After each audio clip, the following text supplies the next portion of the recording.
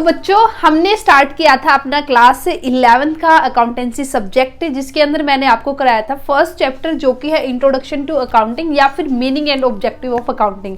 और इसके अंदर एक वीडियो आपकी अपलोड हो चुकी है पार्ट 1, आप उसको देखना, जिसके अंदर मैंने आपको एक इंट्रोडक्शन है वो अकाउंटिंग का दे दिया था, या फिर मैं यूं कहूं कि भी अकाउंटिंग का मीनिंग क्या है, बेसिकली अकाउंटिंग क्या है वो हमने बात की थी।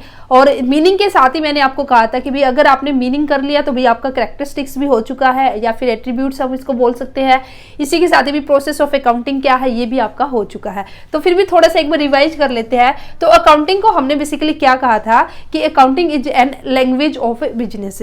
अकाउंटिंग बेसिकली क्या है, एक लैंग्वेज है बिजनेस की। क्यों? क्योंकि जिस तरह से हिंदी, इंग्लिश या अदर लैंग्वेज का यूज करके हम आपस में बातचीत करते हैं, अपना मैसेज दूसरे को भेजते हैं, ठीक है, जो भी हम कन्वर्सेशन करते हैं, इन द सेम वे जो बिजनेस है, तो बिजनेस की लैंग्वेज अकाउंटिंग है। बिजनेस के रिगार्डिंग आपको कोई भी इंफॉर्मेशन अगर चाहिए, जो भी फाइनेंशियल इंफॉर्मेशन है कि भी बिजनेस के अंदर प्रॉफिट हो रहा है या फिर नहीं हो रहा, बिजनेस की फाइनेंशियल पोजीशन क्या है, तो ये सारी की सारी इंफॉर्मेशन है वो आपको किससे मिलेगी, अकाउंटिंग से मिलेगी। तो इसी वजह से हमने क्या कहा कि accounting is often called language of a business, की भी अकाउंटिंग को बिजनेस की लैंग्वेज कहते हैं। और अकाउंटिंग बेसिकली था क्या, हमने कहा कि भी अकाउंटिंग क्या था, accounting is a art of recording, classifying, summarizing. ये मैंने डेफिनेशन अब भी यहाँ पे लिखी है कि अकाउंटिंग बेसिकली क्या था, आर्ट था रिकॉर्ड करना, क्लासिफाई करना, समराइज करना एक सिग्निफिकेंट मैनर में and in the terms of money के टर्म्स में, जो भी ट्रांजेक्शन एंड इवेंट्स है which are in part at least of the financial character,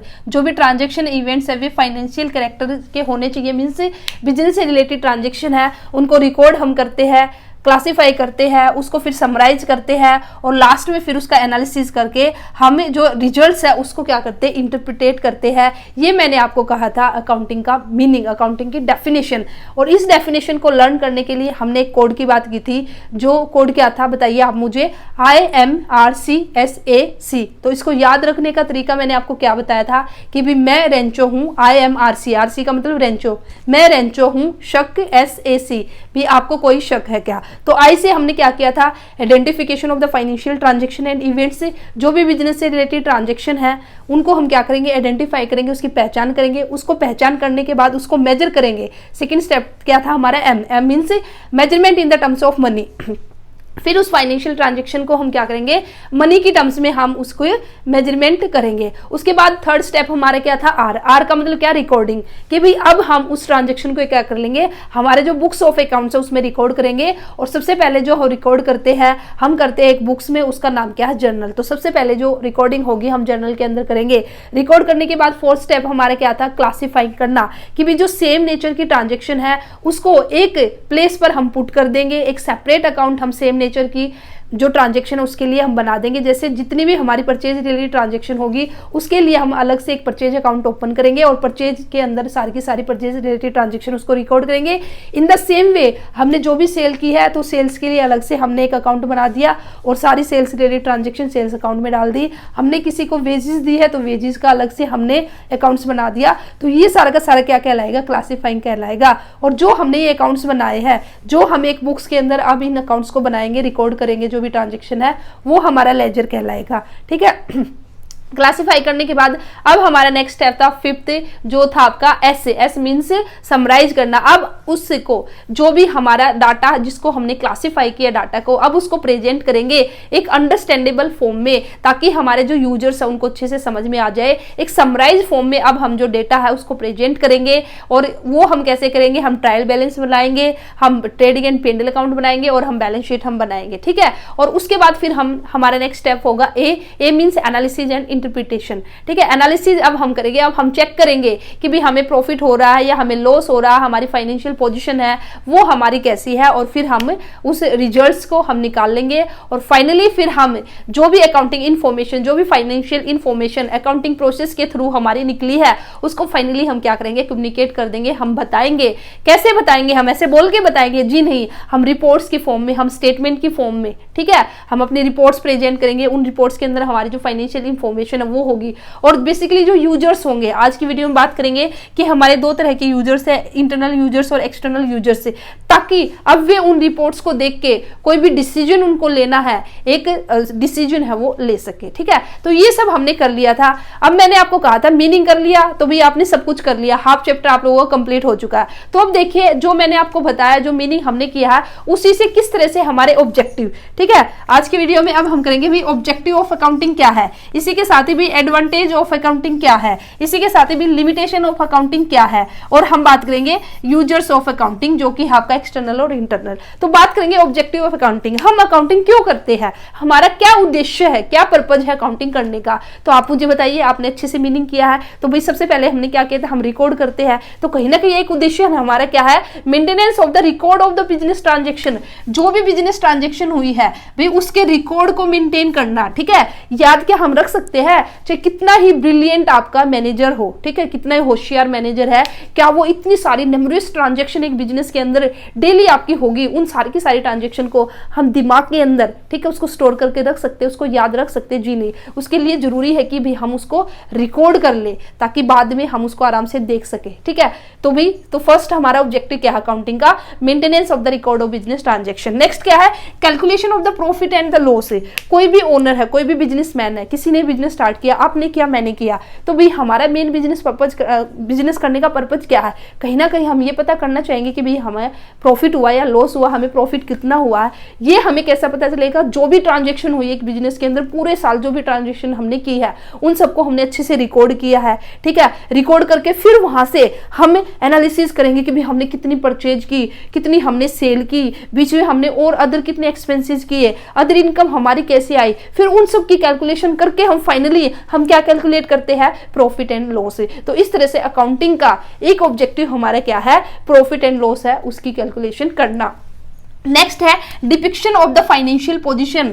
ठीक है भाई, फाइनेंशियल पोजीशन एक बिजनेस की है वो कैसी है, ठीक है, उसकी जो बैलेंस शीट से हमें बेसिकली क्या पता चलता है, कोई भी बिजनेस है उसकी फाइनेंशियल पोजीशन का पता चलता है कि भाई फाइनेंशियल पोजीशन का मतलब क्या है कि भाई उस बिजनेस की एसेट कितनी है, लाइबिलिटीज कितनी है। अब आप कहोगे भी एसेट तो हमने सुना ही नहीं, एसेट का मतलब क्या है, तो अभी के लिए आप याद कीजिए, एसेट का मतलब कि भाई उस बिजनेस की प्रॉपर्टी कितनी है उसके पास है, और लाइबिलिटीज का मतलब आप समझ सकते हो कि भाई उसके ऊपर बर्डन, बोझ, या उसने जो औरों से जो पैसा ले रखा वो कितना है। ठीक है, इस तरह से आप देखिए, तो भाई वो हमें सारा का सारा अकाउंटिंग अगर हम करेंगे, अच्छे से अपने रिकॉर्ड्स मेंटेन करेंगे, तो हमें पता चलेगा कि भाई हाँ ये जो बिजनेस है ना, इतने की इसके पास बिल्डिंग है, इतने का इसके पास स्टॉक है, इतने का मटेरियल इसके पास पड़ा हुआ, इतने का फर्नीचर है, इतने की लैंड है, भाई ये इसकी एसेट है, ये प्रॉपर्टी है। तो वो हमें किससे पता चलेगा, अकाउंटिंग से हमें पता चलेगा, अगर हम अच्छे से रिकॉर्ड मेंटेन करेंगे। अच्छा, इतने इसके क्रेडिटर है, क्रेडिटर का मतलब इतनों से इसने पैसा ले रखा, बैंक से इतना लोन ले रखा, इसने खुद अपना इतना पैसा लगा रखा है,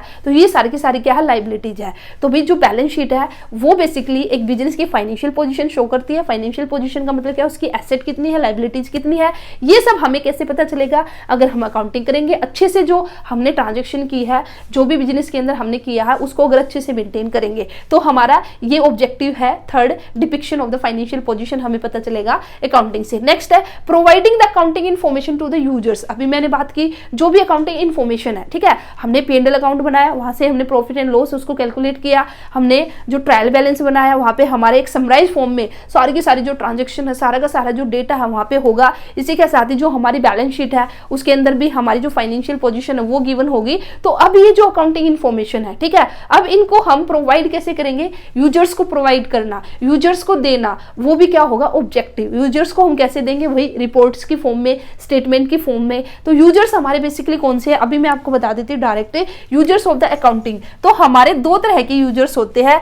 एक तो होगा हमारा इंटरनल यूजर्स, एक होगा हमारा एक्सटर्नल यूजर्स। अब नाम से ही थोड़ा सा आइडिया हमें लग रहा है, इंटरनल का मतलब कि भाई कहीं ना कहीं वो बिजनेस से बिल्कुल डायरेक्ट रिलेट करता है, एक्सटर्नल थोड़ा सा भी बाहर का है। ठीक है, तो भाई इंटरनल का मतलब क्या है, इंटरनल में बेसिकली हमारे internal users are the person who have direct interest in the business enterprise, जिनका बिल्कुल डायरेक्ट इंटरेस्ट है बिजनेस एंटरप्राइज के अंदर, उसको हम क्या कहेंगे, इंटरनल यूजर्स हम कहेंगे। और वहीं पे एक्सटर्नल हम किसको कहेंगे, इंडिविजुअल और ऑर्गेनाइजेशन हु हैव प्रेजेंट और future interest in the business enterprise. ठीक है, उनका भी प्रेजेंट में भी इंटरेस्ट है या फिर वे इन फ्यूचर उनका इंटरेस्ट होगा, इन फ्यूचर वे हमारे बिजनेस में इंटरेस्ट लेंगे, वो बेसिकली हमारे क्या कहेंगे, एक्सटर्नल। तो इंटरनल के अंदर हमारा कौन आएगा, ओनर्स आएंगे, हमारे मैनेजमेंट आएगी। देखिए भाई जो मैनेजमेंट है, ओनर्स है, उसका बिल्कुल डायरेक्ट इंटरेस्ट है ना बिजनेस के अंदर। ओनर्स है भाई, ओनर्स क्या पता करना चाहेगा, ओनर्स ये चेक करना चाहेगा कि भाई उसको प्रॉफिट हो रहा है या नहीं हो रहा, प्रॉफिट उसके इंक्रीज हो रहे हैं या नहीं हो रहे हैं, उसकी जो फाइनेंशियल पोजीशन है वो कैसी है, ठीक है। तो ये सब उसको किससे पता चलेगी, अकाउंटिंग इन्फॉर्मेशन से। वहीं पे मैनेजमेंट है, अब मैनेजमेंट को कोई भी डिसीजन लेना, ठीक है, अगर मैनेजमेंट डिसीजन लेना चाह रही है कि भी हमें सेल है उसको इंक्रीज करना है या हमें कॉस्ट है उसको कम करना, तो वो डिसीजन वो कब लेगी, जो अकाउंटिंग इन्फॉर्मेशन है उनको चेक करेगी। अकाउंटिंग इन्फॉर्मेशन को चेक करने के बाद ही, ठीक है, जो एक मैनेजमेंट है वो अच्छा डिसीजन लेगी। अकाउंटिंग इन्फॉर्मेशन से ही मैनेजमेंट को पता चलेगा कि भी जो हमारी बिजनेस एंटरप्राइज है वो एक स्मूथ वे में रन कर रही है या फिर नहीं कर रही है। अब फॉर एग्जाम्पल मैनेजमेंट है, उसको डिसीजन लेना है। फॉर एग्जाम्पल मैं अपना एग्जाम्पल ले लेती हूँ, ठीक है। अब मुझे डिसीजन लेना है कि भाई मुझे डिजिटल बोर्ड है वो परचेज करना है, बट यहाँ पे फिर मैंने चेक किया कि भाई अभी मेरे पास तो इतने पैसे नहीं है कि भी मैं डिजिटल बोर्ड है उसको परचेज कर पाऊँ। तो वहीं पर फिर मैंने जो डिसीजन लेना था ना, इसको वहीं पर स्टॉप कर दिया कि भाई नहीं, अब इस साल नहीं, नेक्स्ट ईयर देखेंगे, ठीक है। पहले मैं थोड़ा सा अपना इस तरह से थोड़ा सा अपनी जो फाइनेंशियल पोजीशन है इसको थोड़ा सा स्ट्रॉन्ग करूं और उसके बाद ही मैं डिसीजन लूंगी। और ये डिसीजन है वो मैंने अपनी अकाउंटिंग इन्फॉर्मेशन है, ठीक है, मैंने अपना चेक किया भाई मैंने कितना खर्चा किया है, कितना मुझे इनकम हो रही है, तो ये सब उससे ही मुझे पता चलेगा और उसी के बेस पे हम क्या लेंगे, जो मैनेजमेंट है वो डिसीजन लेगी, ठीक है। तो भाई मैंने क्या बताया था, यूजर्स दो तरह के, एक्सटर्नल और इंटरनल। इंटरनल हमारे जैसे ओनर्स है, मैनेजमेंट है, और इसी तरह से हमारे अब एक्सटर्नल की बात करें तो एक्सटर्नल में हमारा कौन सा आएगा, ये हमारे जो मैनेजमेंट है ना, एक्सटर्नल यूजर्स है, ये हमारा इनका इंटरेस्ट तो है बिजनेस में बट डायरेक्ट नहीं है, ठीक है, या फिर इन फ्यूचर इनका इंटरेस्ट होगा, या मैं ये क्या बोल सकती हूँ कि ये जो मैनेजमेंट है ना उसका पार्ट नहीं है, ठीक है। एक्सटर्नल यूजर्स जो होंगे they have no access of the internal और unpublished report of the enterprise. इसी के साथ ही जो इंटरनल यूजर्स है भाई उनके पास तो एक्सेस है, जो इंटरनल कुछ रिपोर्ट्स है जिसको कि जो कंपनी है बिजनेस है वो पब्लिश नहीं करते, तो भाई इंटरनल यूजर्स तो उसको भी देख सकते हैं, बट एक्सटर्नल यूजर्स है वे जो रिपोर्ट्स आपकी पब्लिश ही नहीं की गई है तो भाई क्या उनको एक्सटर्नल यूजर्स से देख पाएंगे, नहीं। तो भाई वे फिर किन रिपोर्ट्स को देखकर डिसीजन लेंगे, तो वे जो अकाउंटिंग इन्फॉर्मेशन है, जो हमने प्रॉफिट एंड लॉस अकाउंट हमने बनाया है, जो बैलेंस शीट हमने बनाई है, जो रिपोर्ट एक बिजनेस एंटरप्राइज है वो प्रिपेयर करती है, तो उनके थ्रू इन्फॉर्मेशन लेंगे। एक्सटर्नल यूजर्स में बेसिकली इनको क्या इन्फॉर्मेशन लेनी है, जैसे पोटेंशियल इन्वेस्टर, एक्सटर्नल यूजर्स में हमारा कौन आएगा, पोटेंशियल इन्वेस्टर आएगा, क्रेडिटर आएगा, गवर्नमेंट आएगा, पब्लिक आएगी, टैक्स अथॉरिटीज आ जाएगी, कॉम्पिटिटर्स आ जाएंगे, एम्प्लॉइज आ जाएंगे, बहुत सारे एक्सटर्नल यूजर्स है। एक्सटर्नल अब इनके लिए अकाउंटिंग इन्फॉर्मेशन वो कैसे हेल्पफुल है। अब जैसे पोटेंशियल इन्वेस्टर का मतलब क्या है, भावी इन्वेस्टर, आगे फ्यूचर में ये हमारी फर्म में इन्वेस्ट कर सकते हैं। पोटेंशियल का मतलब ये है। अब भाई अगर मुझे किसी फर्म के अंदर, किसी बिजनेस एंटरप्राइज के अंदर, किसी कंपनी में अगर मुझे पैसा लगाना है तो क्या भी मैं ऐसे ही बिना देखे पैसा लगाऊंगी, नहीं ना। पहले मैं क्या करूंगी, उसकी जो फाइनेंशियल इन्फॉर्मेशन है वो मैं चेक करूंगी, अकाउंटिंग इन्फॉर्मेशन है, उसकी फाइनेंशियल पोजीशन कैसी है, भाई इससे कंपनी में प्रॉफिट हो रहा है या नहीं हो रहा, तभी तो मैं वहां पे इन्वेस्ट करूंगी ना। और ये सब मुझे कैसे पता चलेगा कि भाई इस कंपनी के अंदर प्रॉफिट है या नहीं हो रहा है, इसकी फाइनेंशियल पोजीशन कैसी है, जो उसकी अकाउंटिंग इन्फॉर्मेशन है, जो उसकी फाइनेंशियल रिपोर्ट है, वे सब देख के ही मुझे पता चलेगा। तो इस तरह से एक्सटर्नल यूजर में हमारा कौन आ गया, पोटेंशियल इन्वेस्टर आ गया। क्रेडिटर्स आ गए। क्रेडिटर्स कौन होते, क्रेडिटर्स वे होते हैं बेसिकली जिन्होंने बिजनेस को पैसा दे रखा, जिनसे बिजनेस ने पैसा ले रखा, ठीक है। तो भाई क्रेडिटर्स है, अब कोई अपना पैसा किसी को ऐसे थोड़ी ना देगा, वो पहले चेक करेगा कि भाई क्या इसकी इतनी कैपेसिटी है कि भाई ये मेरा पैसा पे कर पाए। अगर उसकी कैपेसिटी होगी तो ही, आप अपने से हिसाब लगा लीजिए। अगर आपसे भी कोई पैसा मांगता है तो ऐसे तो नहीं है कि मुंह उठा के आप किसी को भी पैसा दे दोगे, पहले आप चेक करोगे कि भाई हाँ क्या ये मेरा पैसा वापस कर देगा या नहीं कर देगा। अगर ये मेरा पैसा वापस करेगा तो ही मैं इसको पैसा दूंगी। इन द सेम वे जो क्रेडिटर्स है वे भी क्या करेंगे, जो अकाउंटिंग है, अकाउंटिंग इन्फॉर्मेशन उसे चेक करेंगे कि भाई इस बिजनेस की फाइनेंशियल पोजीशन कैसी है, और तब वे अपना पैसा उस बिजनेस में देंगे। इसी तरह से गवर्नमेंट है, ठीक है, गवर्नमेंट है, गवर्नमेंट भी हमारा इंटरेस्ट लेगी किसमें, गवर्नमेंट किसके अंदर आएगी, गवर्नमेंट भी हमारी आएगी एक्सटर्नल यूजर्स के अंदर, ठीक है। तो गवर्नमेंट या फिर उनकी एजेंसीज है, तो इसमें हमारी जैसे अब गवर्नमेंट है उसको जो टैक्सेशन है उसके रिगार्डिंग पॉलिसीज बनानी है, जो रिसोर्सेज है उसको किस तरह से एलोकेट करना है, सब्सिडी है वो प्रोवाइड करनी है नहीं करनी है, तो वो डिपेंड करेगा किस पे, वो भी कोई भी बिजनेस कोई भी कंपनी है उसकी जो फाइनेंशियल इन्फॉर्मेशन है, जो उसकी अकाउंटिंग इन्फॉर्मेशन है उसको चेक करेंगे और उसके बेस पे फिर गवर्नमेंट डिसीजन लेगी। इसी तरह से टैक्स अथॉरिटी है, टैक्स अथॉरिटी भी हमारे एक्सटर्नल यूजर्स है, तो टैक्स अथॉरिटी को क्या करना भी, उनको भी तो टैक्स डिसाइड करना कि भी इस बिजनेस पर ये जो कंपनी है इस पर कितना टैक्स लगेगा, तो वो कैसे डिसाइड करेंगे, वही उसका P&L अकाउंट देखेंगे, उसके बैलेंस शीट देखेंगे, उस बेस पे हमारे यहाँ पे टैक्स डिसाइड होगा। ठीक है, तो ये इस तरह से यहाँ पे बहुत सारे हमारे एक्सटर्नल यूजर्स है।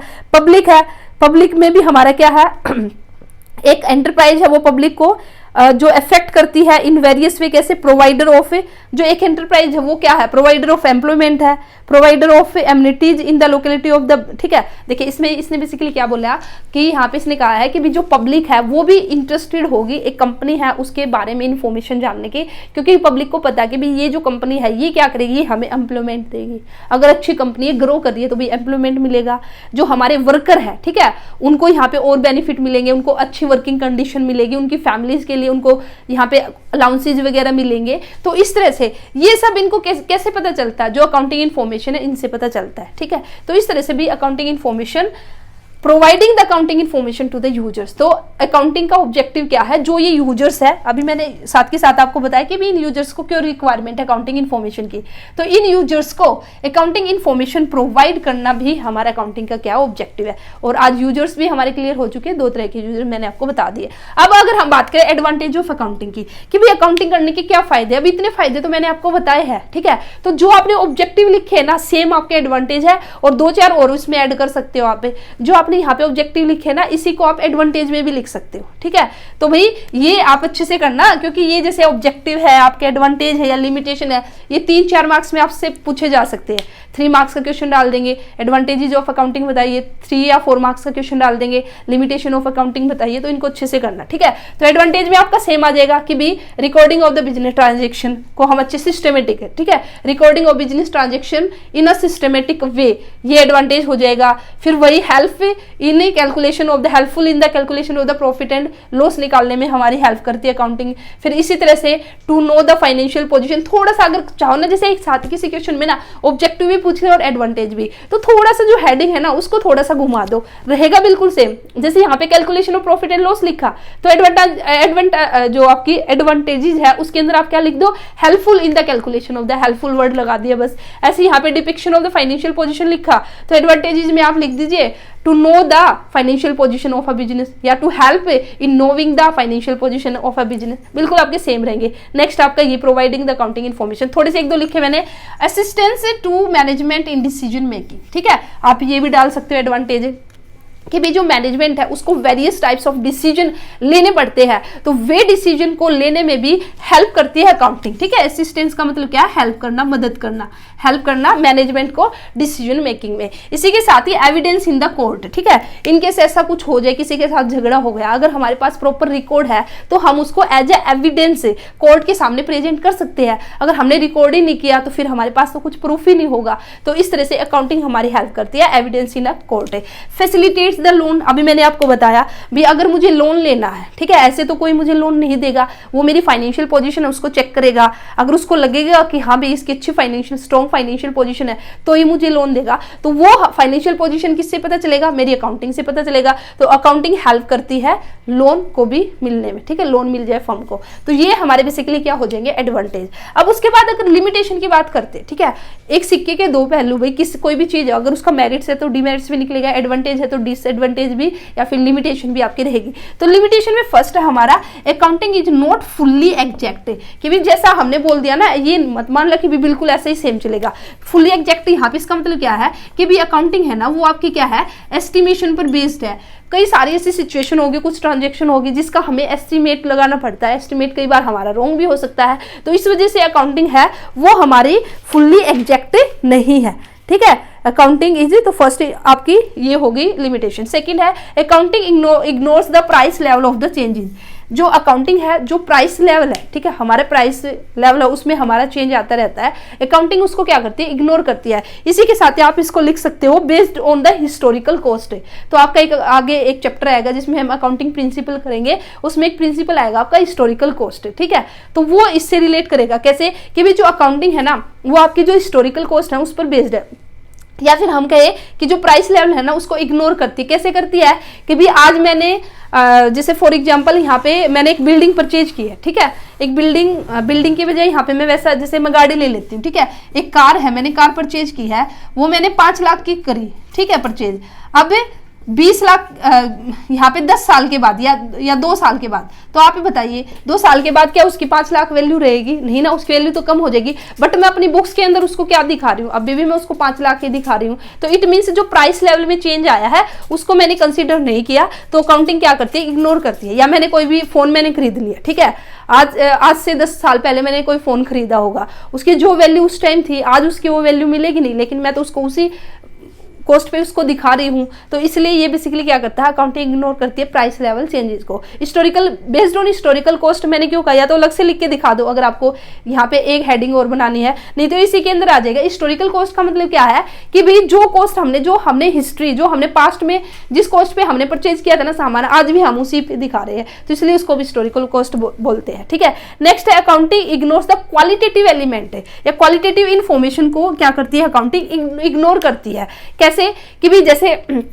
हमने कोई भी सामान खरीदा, ठीक है, तो हमने कहा था कि भी सबसे पहले हम देखेंगे वो बिजनेस रिलेटेड ट्रांजैक्शन है या नहीं, फिर इसको in the terms of money measure करेंगे। अगर वो in the terms of money अगर हम उसको मेजर नहीं कर सकते तो फिर हम उसको रिकॉर्ड ही नहीं करेंगे। अब देखिए फॉर एग्जांपल एक फर्म के अंदर, एक कंपनी के अंदर 2 मैनेजर है, ठीक है, दोनों के बीच में झगड़ा हो गया, उनका झगड़ा होने की वजह से कंपनी को भी कुछ ना कुछ तो यहाँ पे लॉस हुआ है, ठीक है। भी जैसे एक दिन झगड़ा चला तो अच्छे से काम नहीं हुआ, तो भी इसका लॉस तो जो कंपनी है उसको होगा ना। बट क्या अब इस झगड़े को हम रिकॉर्ड करेंगे? नहीं करेंगे, क्योंकि ये हमारा क्या एक क्वालिटेटिव एलिमेंट है। देखिए बिजनेस से रिलेटेड तो कहीं ना कहीं ट्रांजैक्शन हम कहेंगे, बट ये हमारा, हम इसको in the terms of money measure नहीं कर सकते, तो हम इसको रिकॉर्ड नहीं करेंगे। तो अकाउंटिंग इग्नोर करती है क्वालिटेटिव एलिमेंट्स, ठीक है। तो ये इसका एक लिमिटेशन बन जाएगी। अच्छा, नेक्स्ट आपका विंडो ड्रेसिंग। विंडो ड्रेसिंग का मतलब क्या है?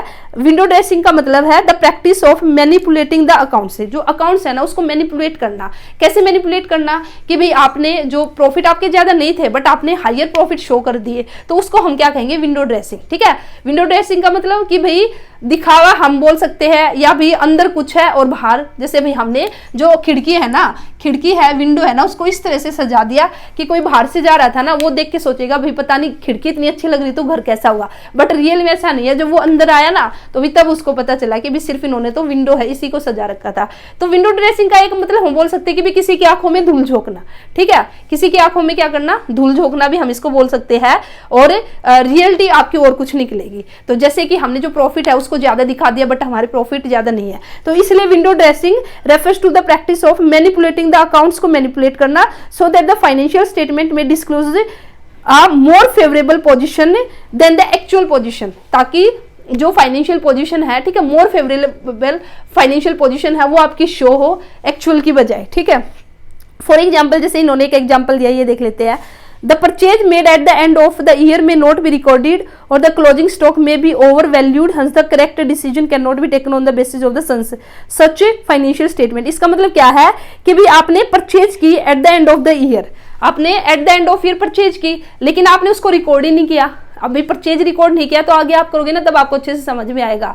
तो अभी अब आपने क्या दिखा दिया? सेल तो आपकी ज्यादा दिख रही है, बट जो परचेज है, क्योंकि सेल में से परचेज अब डायरेक्ट समझने की कोशिश करना, क्योंकि थोड़ा सा ज्यादा आप ट्रेडिंग अकाउंट बनाओगे ना तब आपको अच्छे से समझ में आएगा। लेकिन मैं सिर्फ यहाँ पे 2 आइटम से आपको समझा रही हूँ। अब आपने परचेज की थी स्टार्टिंग में, जैसे आपने परचेज की 2 लाख की, ठीक है, फिर आपने एट द एंड और आपने परचेज कर ली 3 लाख की और आपने परचेज कर ली, और सेल आपने की है 4 लाख की या 6 लाख की, ठीक है, 6 लाख की आपने सेल कर ली। बट आपने जो लास्ट में जो परचेज की ना वो आपने कंसीडर नहीं किया। जो स्टार्टिंग की परचेज थी ना उस परचेज को सेल में से माइनस कर दिया, तो इस तरह से आपका जो प्रॉफिट है वो ज्यादा। स्टार्टिंग में आपने परचेज की 2 लाख रुपए की, और आपकी जो सेल हुई ना वो ही आपकी 6 लाख की, और बीच में ना लास्ट में जाके एट द एंड आपने है ना 3 लाख की और यहाँ पे परचेज की थी, बट आपने 3 लाख की परचेज को नहीं दिखाया। अगर आप 3 लाख की परचेज भी दिखाते तो टोटल आपकी परचेज कितनी होती, 5 लाख की, और सेल में से मैं माइनस करती तो 1 लाख का प्रॉफिट निकलता आपका, ठीक है।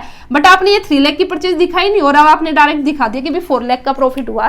तो इस तरह से आपने जो अकाउंट्स है उनको मैनिपुलेट किया और आपने जो प्रॉफिट्स है उसको हाई प्रॉफिट यहाँ पे आपने शो किया और इस तरह से आपने क्या की, विंडो ड्रेसिंग की। नेक्स्ट है influenced by the personal judgement. तो भाई हमारी जो अकाउंटिंग है, देखिए एग्जैक्ट हमारी साइंस तो नहीं है ना, तो भाई जो पर्सनल जजमेंट है इससे भी यहाँ पे इन्फ्लुएंस होगी। 2 मैनेजर है, उनकी थिंकिंग है वो अलग है, कोई भी एक यहाँ पे कोई ट्रांजेक्शन हुई है, मे भी हो सकता है एक मैनेजर उसको अलग वे में सोचे, एक अलग, या जैसे मैं कहूँ भी डेटर थे हमारे, डेटर का मतलब क्या, जिनसे हमें पैसा लेना, ठीक है। मैं से उधार में एक पर्सन है ना 50,000 रुपए का, ठीक है, 50,000 रुपए का माल है वो खरीद के लेके गया। अब मुझे डाउट लग रहा कि भाई ये मुझे पूरे 50 नहीं देगा, ठीक है। तो अब जो ये डाउट है कि भाई हो सकता है कि भी 2 मैनेजर उनकी थिंकिंग अलग अलग हो। एक मैनेजर सोच सकता है कि भी हाँ ये 40,000 तो कम से कम देगा, यहीं पे दूसरा मैनेजर सोच सकता है कि नहीं ये यहाँ पे 48,000 रुपए दे देगा, कम से कम बस 2,000 रुपए ही हमारे डूबेंगे, ठीक है। तो इस तरह से यहाँ पे क्या है, ये कई बार हमारे कुछ डिसीजन हमें ऐसे लेने पड़ते हैं जहाँ पे जो पर्सनल जजमेंट है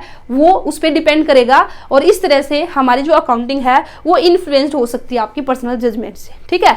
तो इस तरह से जो हमारा अकाउंटिंग है भाई, इसके अंदर हमने अकाउंटिंग का मीनिंग, कैरेक्टरिस्टिक्स, प्रोसेस, ये मैंने लास्ट वीडियो में आपको कराई थी और इसी के साथ ही आज हमने ऑब्जेक्टिव भी कर लिया, एडवांटेज भी कर ली, लिमिटेशन भी कर ली हमने और यूजर्स ऑफ अकाउंटिंग भी कर ली है। अब 1-2 टॉपिक और है जिसमें कि आपका कैरेक्टरिस्टिक्स ऑफ अकाउंटिंग है, ठीक है, वो थोड़ा एक अलग टॉपिक आपका क्या था, ये था आपका, हाँ एक तो इसमें था आपका बुक कीपिंग और अकाउंटिंग, ठीक है, एक तो बुक कीपिंग और अकाउंटिंग और इसी के साथ ही हम टाइप्स ऑफ अकाउंटिंग भी देख लेंगे और नेक्स्ट होगा हमारा qualitative characteristics of accounting information. तो ये 2-3 टॉपिक बचे हैं, इसको मैं नेक्स्ट वीडियो में आपको कंप्लीट करा दूंगी और इसी के साथ ही हमारा फर्स्ट चैप्टर है वो कंप्लीट हो जाएगा। तो आप जरूर बताना आपको वीडियो कैसी लगी, वीडियो अच्छी लगी तो वीडियो को लाइक करना और आपका कोई भी डाउट है तो आप कमेंट सेक्शन में पूछना। जैसे कि मैंने आपको कहा है डाउट के साथ आगे आपको बिल्कुल भी नहीं बढ़ना, जहाँ पे भी डाउट आए पहले उस डाउट को क्लियर करना, उसके बाद ही आपको आगे जाना है, ठीक है। तो इसलिए अपना डाउट आप विदाउट एनी हेजिटेशन जो कमेंट सेक्शन है उसमें पूछ लीजिए, मैं रिप्लाई जरूर करूंगी और चैनल को सब्सक्राइब कर लीजिए और मेरे साथ अपने क्लास 11th का जो सिलेबस है उसको कंप्लीट कीजिए। तो चलिए फिर मिलते हैं नेक्स्ट वीडियो में, थैंक यू।